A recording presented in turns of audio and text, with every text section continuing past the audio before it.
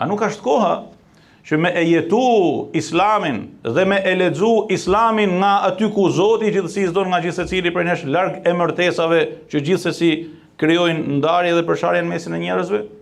Sepse në momentin që unë do t'ju them ju, në këto momente, unë Muhamet Gjytari jam sufi, dikush do të thotë primën, ose nëse do të them unë jam selefi, dikush do të thotë, po ky pas ka mjekra në vogël.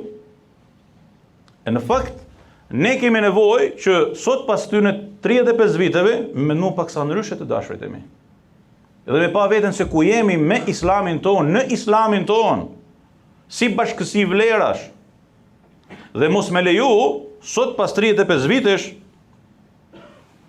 që energji të shumta që ne posedojmë, me na shku dëm të përshar e të ndar e gjithë secili në një çoshk, e një nënhije, e në një përkatësi të mbrëmshme të jashtme, si për të thënë, e rëndësishme është që unë vegetoj, dhe nuk ka rëndësi se çfarë vjen mrapa.